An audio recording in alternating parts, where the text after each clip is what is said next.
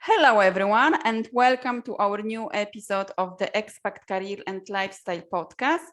This is Dominika, your host, and today I am coming to you with a special guest, Julianne Bosch. She's an author, coach, expat, a CEO mom, and she is a mother to 3 children. She's CEO to moms as a life and career coach, and she has published a book recently called How a Mother Took Her First Step on the Moon.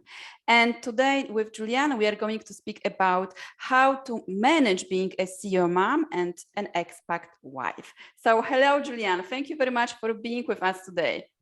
Thank you. Thank you for having me.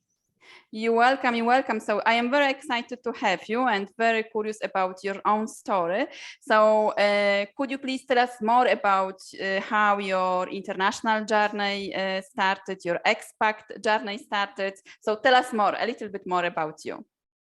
Yes, it all started when I was in university. I went to a graduate school called Thunderbird in the United States. And so I got my master's degree in international business. And from there, I met my husband. And 28 years later, we moved 13 times on 4 continents and various types of jobs, depending on the visas that I could obtain. And usually we had many experiences that were more enjoyable and more adventurous than I ever thought when I started graduate school. So that's how it all started, basically. Yeah. So you're very excited, like living in all those different countries and also all different continents and different cultures. So like, what was your biggest, because now you are back to US and you are living in Florida, but like looking back at this international life and experience, like what was your biggest challenge, like an obstacle or maybe, like a challenge, and how did you overcome it? I would say kind of the biggest challenge was recreating myself over and over and over again, because my children would land and we would get them organized in a school system, and school is similar. You're constantly learning. And yes, they had issues with new friends, et cetera, new location, but their routine was the similar at school. And then my husband would also go into a job, similar company, because we were given opportunities through his company in the beginning. So for me, it was, could I get a visa? Could I do a type of work there? And then what did that look like? And so I would say the difficulty was mostly recreation. Yeah. And so how did you recreate it yourself? Well, I would jump in with enthusiasm and curiosity and figure out what was new and that I could align with. So for example, when I was living in Tokyo, I had the opportunity to volunteer for an organization called FOFA, Friends of the Fine Arts, and we would bring different type of art programs into schools. And so I knew nothing about this, but at the same time, I decided to just jump in because I love arts and music and theater. And I learned along the way, applying my marketing and sales and things that we put into business into organizations abroad. And I was always surprised at how fruitful those relationships were, because I would provide different perspectives for them of how to apply what they wanted in their country. And yet they also ended up teaching me many, many things. Yeah, so it was like adapting your own experience and your own skills, to the new location. Mm-hmm. Yeah, because I am also curious, because you are also a business owner, an expat wife, and a mom. So how do you manage, or how did you manage your time? Because many times it's difficult, like to find time for yourself, because you have to organize everything for your for the family, take care of your children, and you also want to work on your business, or maybe you're like finding a new career for yourself. So how, like, what is your advice to an expat woman who is like struggling with this, let's say, work-life balance?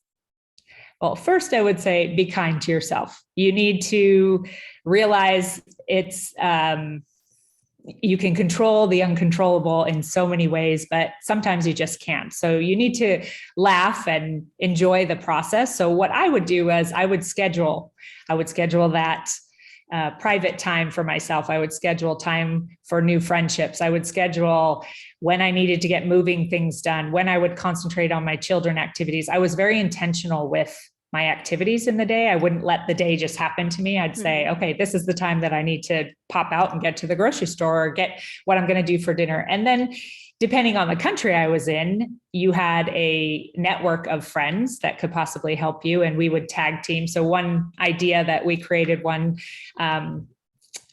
city that I lived in, was I had a wonderful group of women, and one night a week, each of us would prepare the meal for the other 4 families. So you would make a massive chili or a massive something, that whatever you were going to cook for the family, and then you drop it off at the other 3. So I knew one night a week, I possibly didn't have to cook. What that was, sometimes my kids were like, what is this? But it also gave them the opportunity to try new meals and try different things. So get creative when you live abroad, but I think you need to be very proactive on how your schedule is going to be, and schedule in, if you need a massage, or if you need time to spend one-on-one with a child, or you need house chores that you need to get done. I kind of programmed my life, and it was boring at times because I didn't want to do laundry, but I knew that that was the time I had for it in my day. So I was very intentional. Yeah. So like scheduling. So can this like apply same for example, for a woman who is like working, she's working like full time, and she's also like taking care of her family. So yeah. I think so. And we are not taught, at least I was not taught, that I need a learning day. So on Fridays, I tried not to schedule any of my clients or any of my activities, and that would be my learning day. And I would read books, watch podcasts, so to spark ideas of how to better myself at the same time. So personal development. So yes, I do believe that if somebody works, you may work late into the night to accomplish something, but then know that you have the whole next day to concentrate on yourself, on what is important. So you are constantly challenging yourself to the next level. Because I think if you work to live, you don't live to work. So I think it's very important for you to kind of take that time to, yes, you have to produce and be a part of a company or an organization, but also organize what your parameters are, that you're not available on certain times, or you are available here to here. And that's what works best for me. I didn't learn that until later in my life. Have your schedule be sacred to you. This is very important. And like, what about, because for example, sometimes I hear from women that are working or like starting their businesses, that they feel like guilty of leaving their kids, or not having enough time to take care of their children. So like, how to like overcome or like manage this feeling of guilt, being guilty? Well, fortunately, I don't know if this is the case for many women, but I am a morning riser. I don't function very well in the evening. So I would get up 5 a.m., 4 o'clock. I would always make sure that one meal a day, we were all together. So whether that was breakfast or dinner, so that was a priority or a rule that I had made. And then I also woke up early enough that I would make their school lunches, and I would put special notes into their lunches. So I feel like that human touch with my children was still active. I would volunteer knowing in advance that a field trip or an activity at school was going to happen, and I would cut out or carve time for that activity so they knew I was present. So on that side of it, I would intentionally do little acts of kindness for my children so they knew that I was present. At the other side of it is, again, you have to have that compassion for yourself and realize you can't do it all. So you're going to do the best that you can. And at the end of every day, I would write what went well, what didn't go well, and what am I going to do better tomorrow.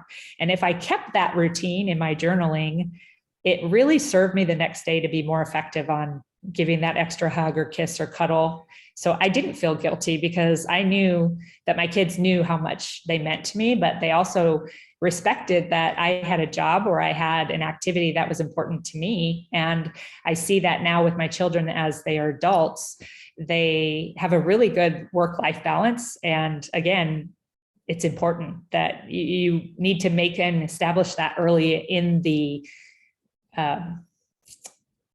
startup or entrepreneurial spirit. Is your time is valuable and it's how you apply it.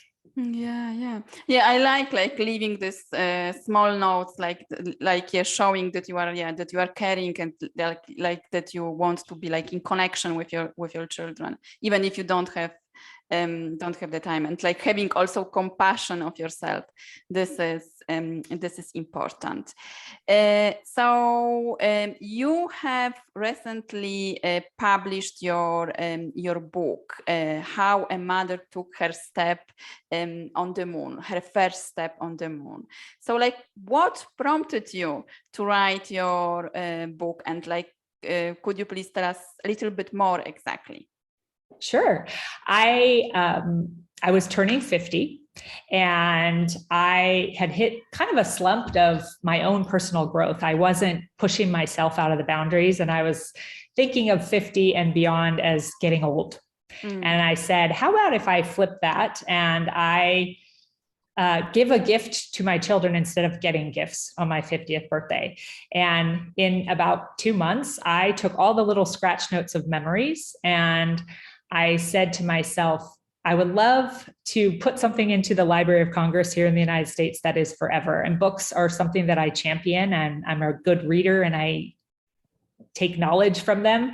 And so I wanted to put that piece of advice out for my children, but also for other mothers that are starting out, to take a short story of mine, see the advice that I'm offering, and then offer them a powerful question to reflect on their own and journal about what their intention is to being a mother. And it's not meant to solve the problems of the world. It's meant to just make you pause and think and write what your own advice is for your children and moving forward. Because I think if we have a game plan, it's those little things that makes big things happen. Yeah. So like, what is like your favorite advice? Well, I tell a story, which is kind of a silly story of don't always assume you know all the facts is the piece of advice. And the short story I tell is I was trying to do it all. I wanted to be a room mom and do my work and go to my annual gynecology visit. And I got delayed, as you do. You run out of time. And I ran into the house and ran into the bathroom and cleaned up and headed off to my appointment. And the doctor, when I arrived, said, wow, this is a party going on here. And little did I know that the washcloth that I had used to kind of clean up quickly was with glitter that my daughter had left on the washcloth, and that she was safeguarding to use when she came home from school that day for herself. And but not obviously down where I had applied it. And so I had assumed that my doctor thought that it was a creepy situation, whereas he was thinking, wow, why does this lady have glitter on her hoo-ha? So so I tell that story and I offer that piece of advice. And then I ask you a powerful question is, when do you laugh at yourself? Mm-hmm. And sometimes we assume we know all the facts about things, but little did I know that that doctor was coming to me with another perspective. And so it forced me to kind of sit down and think about, gosh, how embarrassing. Do I want to go back to that doctor? And I tell you a little vulnerable story about my life, and that happened while I was abroad. However, the poignant part is I had to reflect on it, that I had to laugh about it and realize that I don't know all the facts. And what am I going to do to kind of enjoy that process a little more? And when bad things happen, how do I laugh at it and learn from it? Yeah, beautiful. Yeah, it's very funny. Yeah. Yeah. And the book is meant to be fun. It's a beach read. It's not meant to be stoic and heavy. It's meant for mothers to kind of enjoy their process of motherhood. It is a tough job. It is the hardest job in the world. It is way harder than an office job, I think, because there is no set plan. Each of your children are different. So I think the book is meant for you to just reflect, and journaling has always been a wonderful way for me to document what I thought and how I can change that. And so I wanted to offer that to other mothers. Yeah, fantastic. Thank you very much for sharing that. So like another, like not excuse, but another challenge that I hear from expat women sometimes, it's like to communicate with their partner, with their husband about their career, and like also like finding time for their self to think about their professional development, not only like taking care of kids. And so how to like enroll your partner, how to communicate with your husband or with your partner to let him understand or her understand that you want to work on your professional development or your career also. I would say early and often. Your professional life will constantly ebb and flow and grow and become smaller or more comfortable. And the earlier you talk about those conversations and often, repeatedly, I think your relationship with your partner will have much more meaning, and expressing that they can't read your mind.